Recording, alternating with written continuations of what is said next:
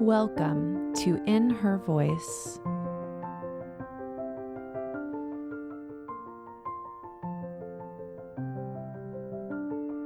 My name is Kelly Covert, and I am passionate about helping women live authentically by listening to their inner voice. Get ready to be inspired by women of all walks of life that have set aside their should-bes and not good enoughs and are standing in their true voice, the voice of wisdom that each and every one of us has inside. Hey there, you guys. This is Kelly Covert, and you are listening to episode number 4 of In Her Voice. And today I have an amazing guest. You guys are going to love listening to what Carrie Montgomery has to say about our conversations with our body, about how to reframe what we think of our beauty. This is good stuff, you guys.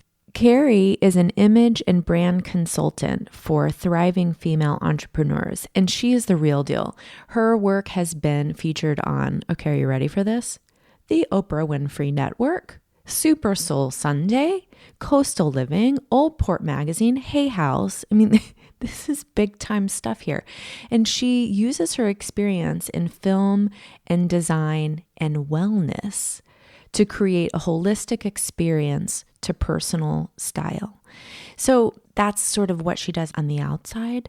But what she's doing on the inside is she's helping women look good and feel good from the inside out. And she's going to teach us how to own our true beauty today. We're going to have a really deep conversation about what it means to dress ourselves every day, how we can use that as a ritual to connect with our inner voice. Some other things that we talk about are how our style can be a reflection of our true, authentic self. It's so beautiful when we really think about how we clothe the outside of us and how that can be a reflection of who we are on the inside. And we're also going to have an awesome discussion about the importance of sisterhood. So sit back and relax. I know you guys are going to really love this episode with Carrie Montgomery. Welcome to In Her Voice. Carrie, I'm so excited to have you here. Thank you so much, Kelly. It's such an honor. Really. I was just sort of like getting in my space before we got on the line to really open up to what you have to bring us today. And what In Her Voice is all about is just you sharing your story about what it was like for you to finally step into your true authentic voice, to connect with that inner wisdom and let it start leading you and how that made changes. So why don't you just start with sort of how you came to know your inner voice? Oh, wow. So it actually started in like 8th grade when I started to learn the battle more so than the trust. So I was trying to decide what school I was going to. I was switching from an all-girls private school to a co-ed public school or a co-ed private school. And I couldn't figure out what I wanted. And I knew there was great impact. And I just didn't listen to my inner voice.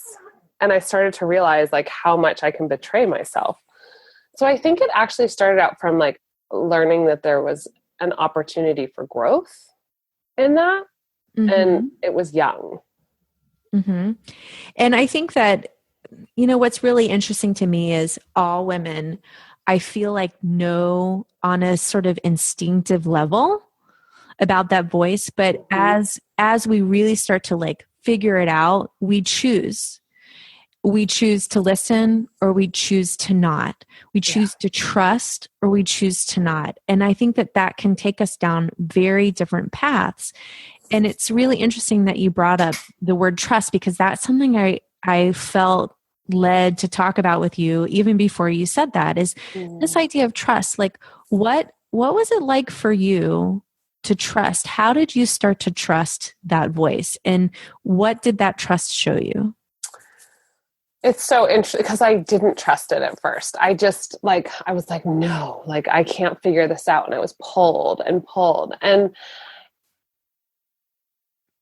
it was part of like making mistakes over and over to then having one small win, and going, oh, I did do the right thing. Like I had, when I was 18, I had a spinal surgery. And I remember right before I was put under anesthesia, I was like, this isn't right. I'm not supposed to be doing this. And the anesthesiologist was like, no, it's okay. Like, you're fine. You're just worried. And then like I was out and I was like, oh no, this wasn't right. And so I had to spend time like repairing and restoring that trust with myself. So my life, instead of like going off to college and being like, oh, what am I going to do with my world? I was focused on like, how am I going to heal my relationship with my body? And I moved to a spiritual community, and I lived in Scotland, and I just did art and took photographs and lived in nature. And, I just started listening without the chaos of the world. I went into like a microcosm, and I heard like how strong my voice can be, like how willful my voice can be. But I knew myself enough. I understood that calling to like go my own road was, I listened to that and I was like, okay, I'm on this path. And that started to define me because it allowed me to say, when I'm doing something against like all the grain out there, I know that it's right for me. And so I constantly come back to that. And even when it feels like uncomfortable, because I'm not going with the crowd, like I'm definitely walking against the crowd. And I constantly knowing that it's the right decision for me because I'm listening to that deep, deep, deep place in me that's saying, oh, but this is what you really need. Yeah. And I think that that's so hard when it does go against the grain of expectations or, or society in any way, shape, or form. Right. Like what everything should be or should look like. And we really fight against that. But I think too that there's this deep sense of imbalance, or I almost think of it as like a roughness inside when I'm not listening to that voice, when I'm not trusting that voice. What does that feel like for you when you don't trust it? Oh my God, it's so uncomfortable. It feels like a lot of tension. It feels like I'm living in like a spiral. Like I can't quite see anything clearly and nothing feels good. Ironically, like nothing fits. I can't get dressed to feel comfortable. So I usually end up wearing like very relaxed clothing because my body is at another level of tension that I'm like, okay, I need to adopt this energy and like find some level of relaxation. And I usually adopt that in what I wear to then help relax my body and kind of inform my body from a different way on how I desire it to go to help find the resolution. And I get grumpy. I mean, like when I'm grumpy and negative, I'm like, whoops, something's really off. Like if I don't have like my faith and my sort of my clear direction and I'm like in doubt, I know something's off. Yeah, I'm with you there. I get in a funk.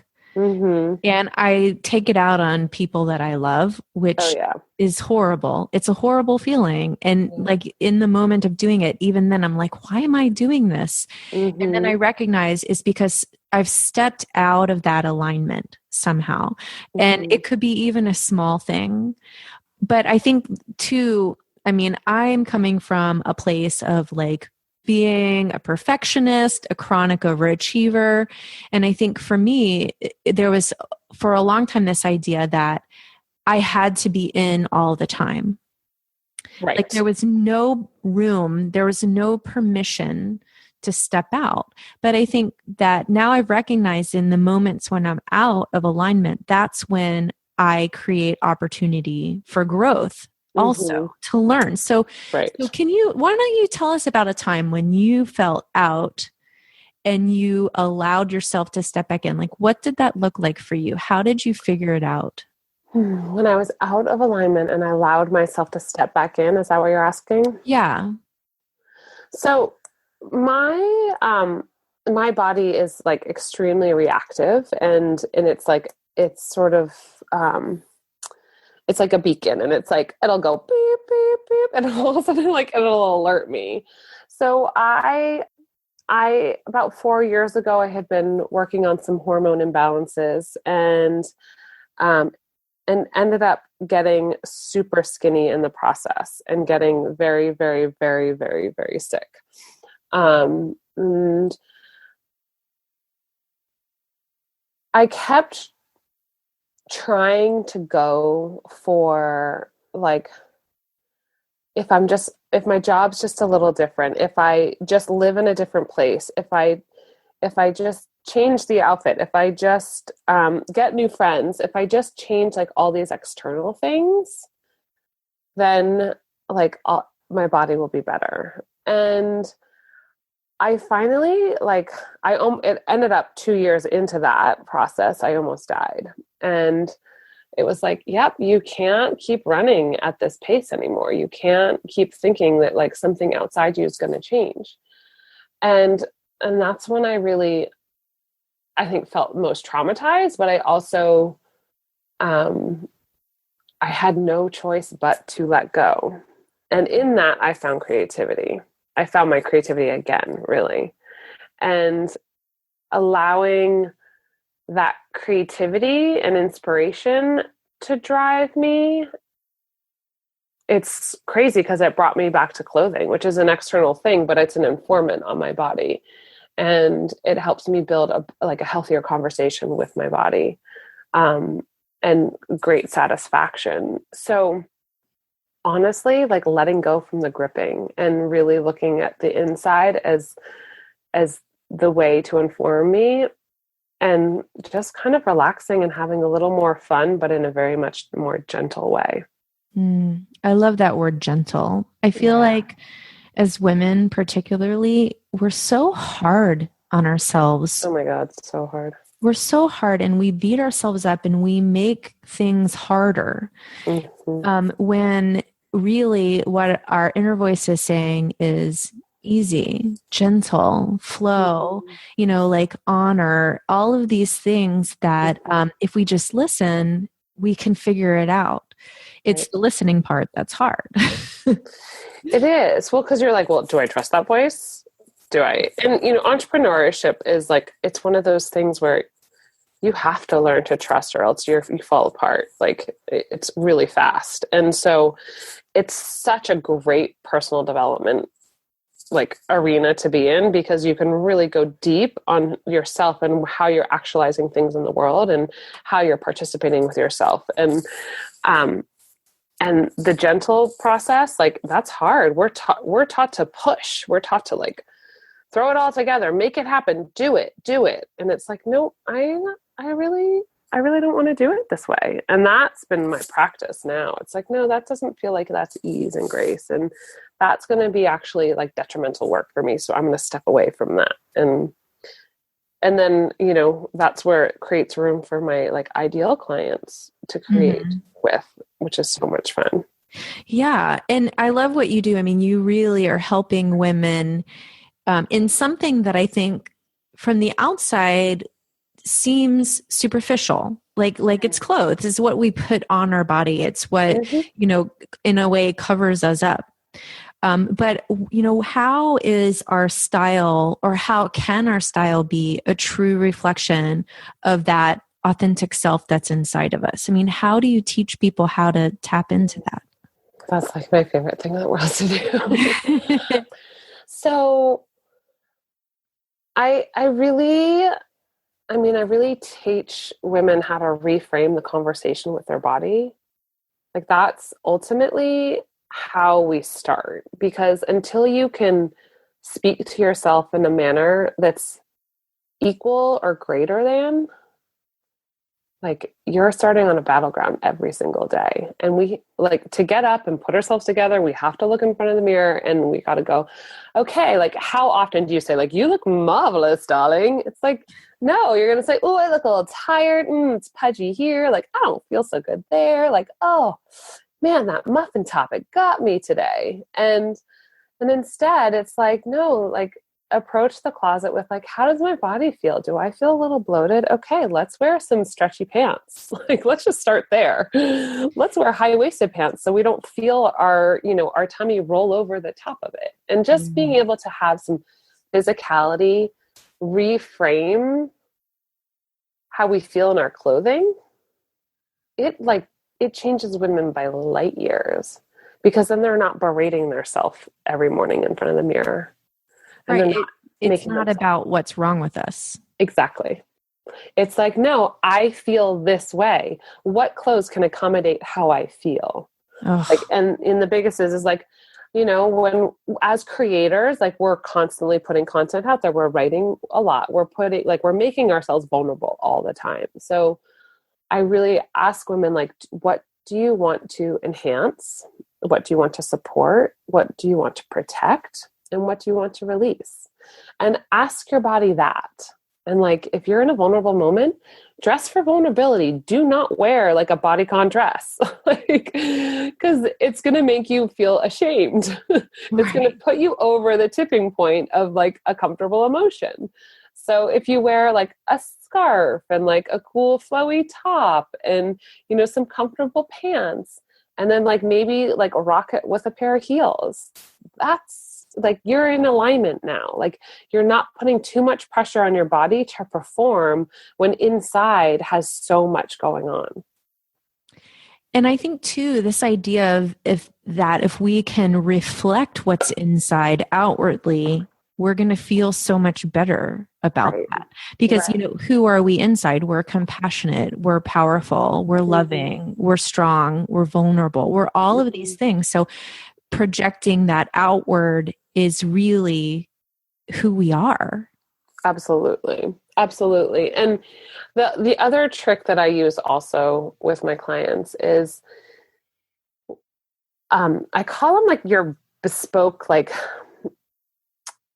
I'm going to say like bespoke alter ego or style archetype. It's the thing that is helping you see something that you want to aspire to. And that really is like allowing you to take the knowledge that you have on the inside and like put a little bit of a buffer on it to say like, oh, I aspire to this. So it's going to give you some context how to inform your emotions a little bit. Like, I'm going to like wear some leather because that's part of like how I ultimately want to feel, but like, I'm not quite there yet, but I'm going to use like a little like hint of it here. Or I'm going to wear rope bracelets if like take this like super chic person and make her a little bit like more relaxed and more like natural, So it's about finding that other part that is inside of you, because it's part of your story, but it's the part of your story that hasn't authentically come out yet. And so we're just putting accents on it, and accents by meaning like the way the fabric will like fold into your body, in the sense of like where the cut of the fabric hits you, or if you're going to put a belt on top of that, or if you're going to wear a thick cuff bracelet, or if you're going to put different textures on, like they're just informing your body differently. Yeah, it brings to mind, I have this bracelet, and it's sort of like this metal, black and silver metal studded bracelet that wraps around. It's sort of like rock star like. I love it. And is really interesting because when I first saw it, it's not something that I would normally choose. Yeah, it's not quite your true type, you would think. Right. But something I was just like, I have to have that. And really, I think it's like what you're saying. It's that inner part of me, my inner rock star. However much I might try to squash her down, she's still in there. And there are times when she wants to be heard. Right. And like buying that bracelet and wearing that bracelet helped me to do that, even without realizing it. And do you feel like a little bit of an edge? Like you feel like a little like kick in your pants, right? Oh, absolutely. Right. Absolutely. I feel like stronger. Right. So I call that the kinetics of aesthetics, right? It's a kinetic feeling that you get from an aesthetic reality. Oh yeah. And I think that how often do we come across something like that we could wear Mhm. that we deny ourselves because it's not us or whatever, but Right. You our make it soul is not. telling it. Yes, exactly. And that's where like if you keep your fashion like simpler, then you have room for more statements. Because you can wear something very simple and elegant, but then you can have your statement like bracelet or your statement necklace. And that's how I make my fashion timeless, is that I wear more simple garments, but then I dress them up with my accessories. Yeah. Yeah. I love that. One of the things that you have on your website that really struck me is this. You say, I believe when women untether their beauty, the world will change. Yeah. What do you mean by that? Such a great question. So we have this notion of what beauty is, and we're told what beauty is based on mass media. And um, mass media tells us that we have to be a size, 2, 4, maybe 6, and that if our hip to waist ratio is a certain way, that we're a happy person and we'll make X amount of money. And that we're just starting to get out of that mold with the body positivity movement, but there's years of programming, right? And it goes historically. It's been crazy, just even from our sizing system. That we had to start implementing vanity sizing because people were having a hard time with the higher numbers. So when you really like untether, you let go of like, and you find that true story of like who you really are and what your inner beauty is, like your inner strength, your inner wisdom. So it's reframing what beauty means. It's not just aesthetic, it's the inner part too. Mm-hmm. And how like bringing that to the forefront, like amazing things will happen. And your constructs and the things that are really challenging for you in the world will start to shift, and you'll grow and you'll change, and your impact on the world will change. Oh, I love this so much because I look around and I see women struggling. They're struggling to look like what they think they should look like. They're struggling to create a life that is all about shoulds. They're struggling to say the right things. Totally. And they wonder why they never feel good about that. Right, because they're shoulding, woulding, coulding, and they're making themselves wrong all the time. So how do we get there? I mean, like, what are some things that we can do to truly untether that beauty, to really dig into who we are as individuals?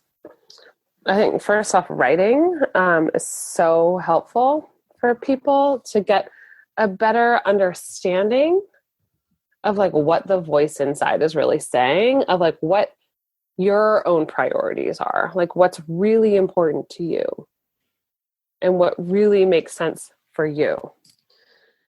And then also just like really relaxing, like learning to just kind of settle, like not trying to push. And that allows new things, like cleaning your space out, making sure that there's room for new things to come in, and then really allowing yourself to find extra space in your world, to let new emotions, new experiences in. Yeah, I like that. And when you think of relaxing, like there's so many things that you can relax. Like you can relax your boundaries a little bit. Mm-hmm. You can relax, what is comforting to you, or you can relax how much you're controlling things.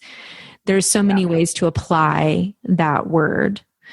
And I'm with you on the writing piece too. I know for me that journaling has been such a huge part of my own self-discovery and of like really identifying the voice that matters in me, because we have lots of voices. Oh, totally. Yeah. They're like the crowd. Right. You have to take that time and space and quietness, like you said you experienced when you went to Scotland. You have to find that space, even if it's just for 5 minutes in the morning, Right. to know what that voice sounds like, so you can start to listen and start to trust and start to learn the way that it's teaching you to go. Right. It's so true. And you know what? We also like, sometimes we can only do the next easy thing, and that's okay. If that allows you the next level of comfort so that you can make the next bigger thing, happen, great. Like, take your time.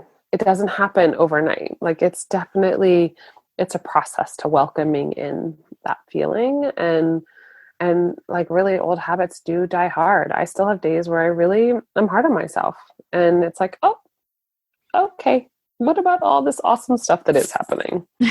Yeah, that's why I call myself a recovering perfectionist, because it pops up. And when it pops up, I can be hard on myself about that, or I can say, oh, okay, step back in. Like, this is another opportunity to learn how to step back in to that alignment of where I need to be. Right. So, since we're talking about journaling and like the process of this, I'm really curious. Maybe this is a little bit of a selfish question, but I feel like we can really learn from women like you who are listening to their voice.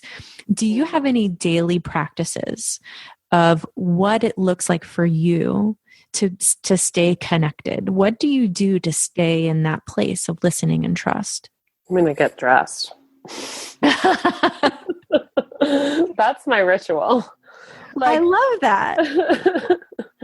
Like, I mean, and there are days where I don't get dressed. Like, I'm like, it's a PJ day all day, like, and that happens. Yesterday, literally, I was so sick yesterday. I was like, it's a PJ day. Like, that's it. But I also listened to my body, right? And I stayed home and I did what my body needed. So in that way, it's a ritual. Like, selecting clothing is a ritual of honoring my body every single day.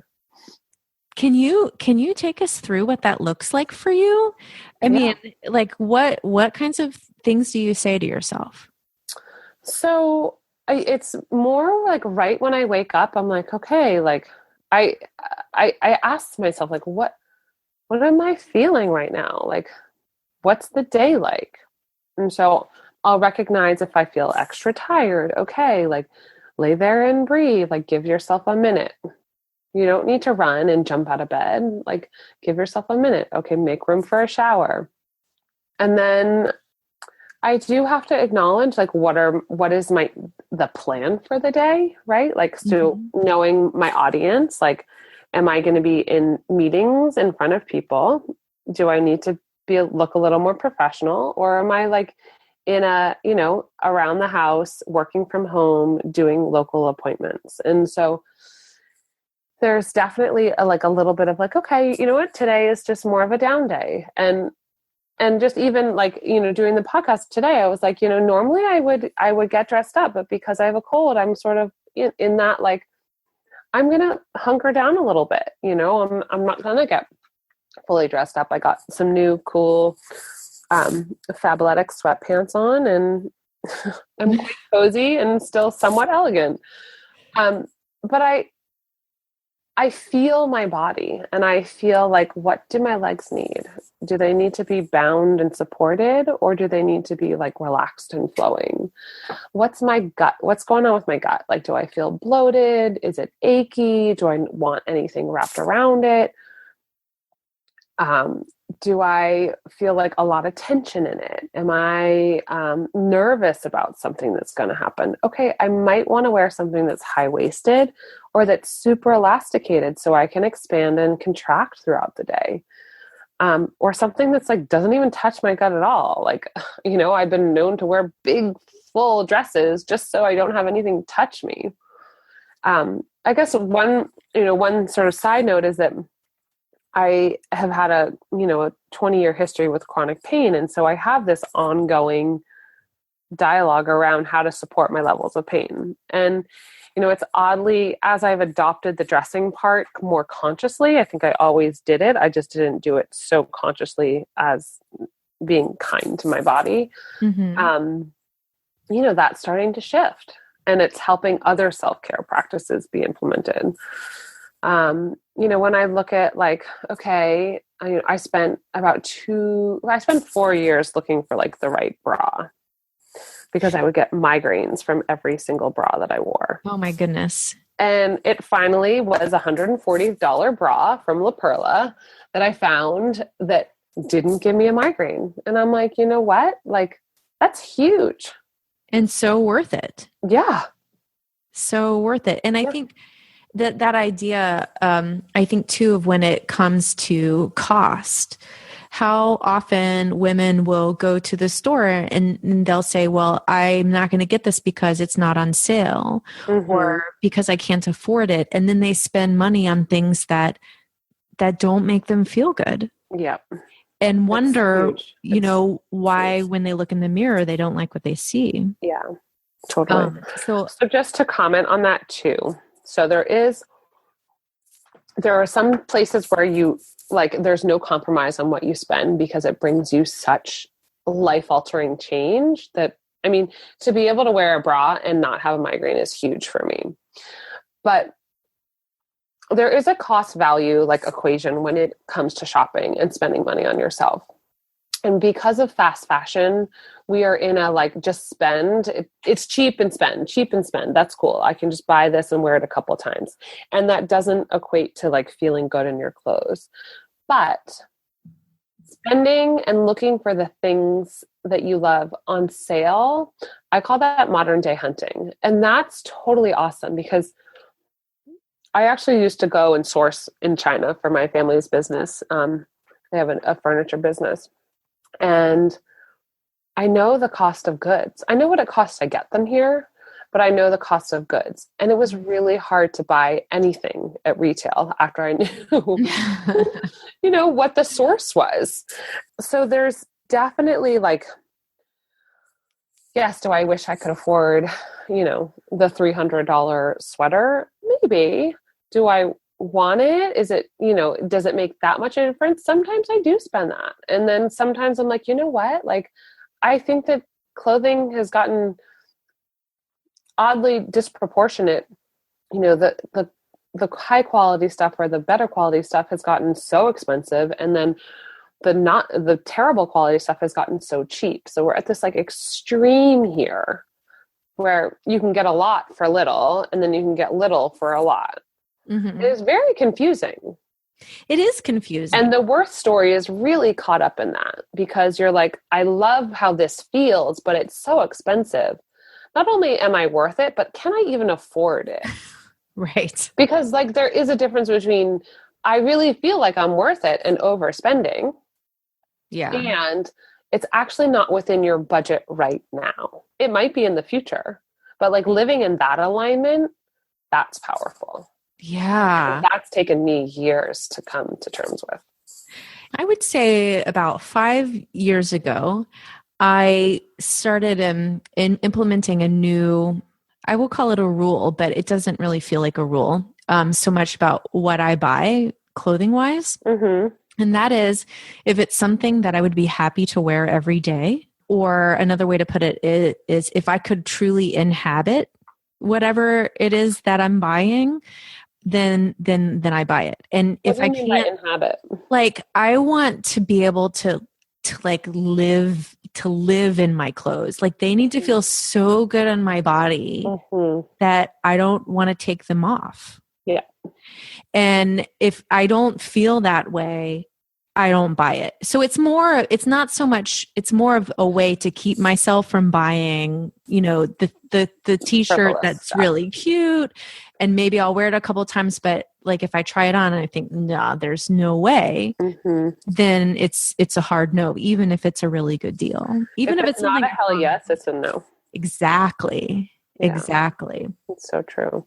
Well, and I love this idea of letting getting dressed be an act of self-care and a way to honor our bodies. That's Mm. super powerful. And I feel like that's something as a takeaway we all can do. We all have to get Yeah. dressed in the morning. Yeah, we do. It's like, it's almost by law, we have to get dressed. Yeah.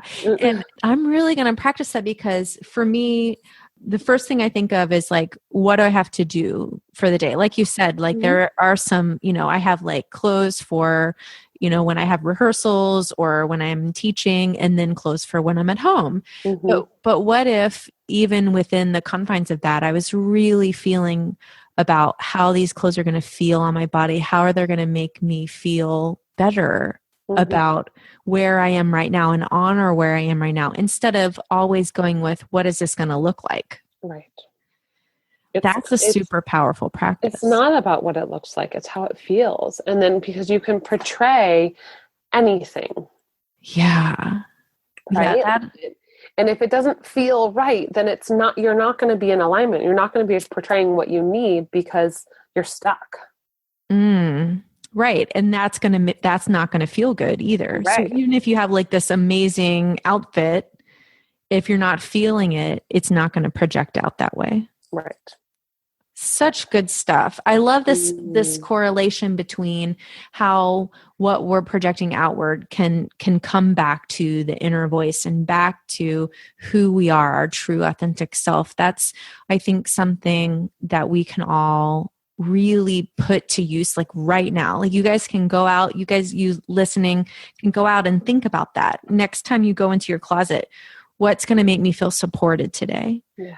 What's going to make me, feel compassionate today, or whatever. I love that so much. Or what can I release today? Like if you're bundled with fear, like put on a flowy dress. Like don't bind yourself. Like maybe take one part of your body, like the upper half, and like do maybe a fit and flare kind of dress, but like let some flow happen so you can shake that energy off. And like I had a client, she called me this weekend, though she's married, and she goes, "Oh my God, I have to tell you what happened."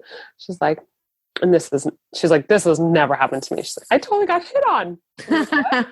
Like, yeah, I was like walking along and I was getting my husband some cold remedy stuff at CVS, and this guy's like made a comment, and I was just like doing my thing, like shaking my little booty, but like really just like do my thing and like but vibing in a good way.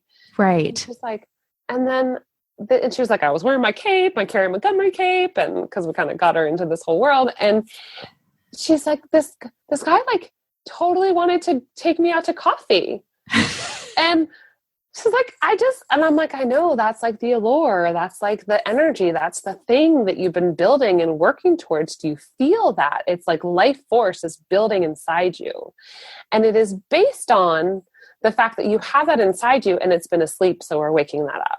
And we're using your cape as part of that energetic process. And she was like, "Oh my God, it's just so cool. I love it." Oh, I love it too. I'm like, I feel like I'm beaming because I know exactly what you're talking about. Like when you see a woman and you can't quite put your finger on what. Je ne sais quoi. Right. Yeah. And it's that energy. It's that flowing from within. It's that being connected to who they are. And that's coming out. They could be wearing whatever and they would have that. Yeah. And I learned how to use that at a very young age but use it against myself because I objectified myself. So it's taken me a long time, many years of therapy to stop objectifying myself and actually use it as power, not as a victim. And that is like, that was transformative for me because I knew that I had this thing, like, because I had been told over and over and over again. I just didn't recognize it because I was victimizing myself around it. Right. And objectifying myself. And then once I did that shift, it was, a pretty tragic event that created that shift for me. I would never go back. Right. Yeah. Well, because you found so much freedom. Well, and power. I mean, I found my own power, right? Like I found that, like that force that drives out of me and is unstoppable. And like, isn't that why we're doing this? Like who doesn't want to be unstoppable? Isn't that exactly how we want to feel? Yeah. how every single woman wants to feel. And Like I think, alive. yeah. And I think that you're right, because in this statement that you said about when you become untethered, Mm, that's how we're going to change the world. yeah. One woman at a time. That's how we lead. Yeah. It's That's how not from we, like feminism and anger. It's from like letting go and like leading from this vibrant energy that we all have, that we are taught to stuff down. We are Mhm. taught to oppress ourselves, and we are taught to be wrong, and we make ourselves bad all the time. And it's like, no, actually I'm amazing. And Yeah. like I have something to say, and I'm going to help other people do it too. I love that. And I think another step that we can all take is acknowledging that in each other. Yeah. Oh my God, my sisterhood. Oh, you know, a lot of the sisters. It's Yeah. so awesome. Because I feel that when we start to acknowledge it in each other, we start to see it in ourselves too. And so, I would ultimately say my most massive shifts have been because of my sisterhood. I created a group of like 9 women in the past 2 years now, a little over 2 years, and they've been like, you know, that dream core that reflect the best and like help you shift the worst. yeah, powerful stuff, you guys. I hope that everyone is really listening and understanding that when we step out of comparison, Mm, when we step out of judgment, that's when we can truly step into authentic acknowledgement, compassion, love. And that is what can drive us forward in a way that's going to be so much more powerful than any sort of a masculine way of powering through. yeah, absolutely. Oh, so good, Carrie. I feel like we could talk forever, but I know. I want to give you a chance to just tell people more about what you do, like the services you provide, and how Mm, people can get connected with you if they're yeah, interested in absolutely. working with you. Well, you can find me at carriemontgomery.com. It's Carrie, like Carrie Bradshaw. And I have a couple of different services. I'm actually just launching a DIY program in May for Create Your Soul Style. And there'll be some monthly calls in there too, so that you can have some FaceTime with me. I also am launching right now Badass and Beautiful, and it's a 3-month soul styling and branding experience. And I'm merging my coaching, I'm merging my styling, I'm merging my sales and marketing and my PR background, my film background, and my healing worlds to really help create an experience for women to up level and to really take what they're doing to the next plane so that they can A, make more money, B, show up more authentically, C, have the kind of confidence that they've always dreamed of. And that is just like, I'm so excited for that. And then lastly, I do custom styling and creative direction. So if you have a photo shoot coming up for your website and you need to have someone help produce and execute the shoot and do the styling, I will do all of that. That's a timely process. So I always ask that people come forward way in advance of the shoot, not the week before. And then, you know, I will do strategic consultations too if people just need to have like a one-off call just to either brainstorm or help readjust their vision, or if they just need some real body love. And I feel like you have, for every woman, regardless of if you're an entrepreneur or you stay at home with your kids or you are going out to work in an office every day in the corporate world, connecting with your soul style, as you call it, is a really powerful way to become all of who you are already. Absolutely. Yeah. Yeah, I'm going to have to check out that DIY. That sounds super interesting, Carrie. You'll have to Yeah. let me know when that comes out and I'll be sure to share it out. I'm going to pop up. I'm just going to put an opt-in on my a little sign up now so that people can get on the wait list for it. Awesome. And it will take everyone through the process that I have created and helping them. And all of my clients do the body assessment with me when we do like one-on-one work. And so I'll be walking through in a course how I do the body assessment and teaching you how to do it yourself and new ways to look and relate to your body so that you can find your unique edge. So you can find the way that your body wants to be dressed, not just the way like the society is telling you to dress. Mm. And I'll just speak from my own experience with you, Carrie. I did a webinar. That's, I think, how I first came across your work. Yeah. And then we had like a 15-minute consult right before my photo shoot. And it's this woman is amazing, you guys. Like, trust me, she's magic. Magic. Thank you. Thank you. I love being a unicorn. It's really fun. Yeah, you're very, very good at it. Thank you. Well, Carrie, I will put links to all of these in the show notes for this episode. So you guys can find that over at kellycovert.com. Just hit the podcast tab and that will take you to the show notes.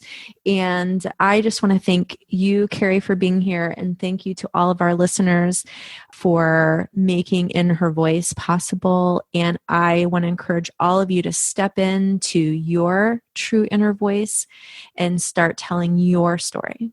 So beautiful. Thank you so much, Kelly. It's been such an honor.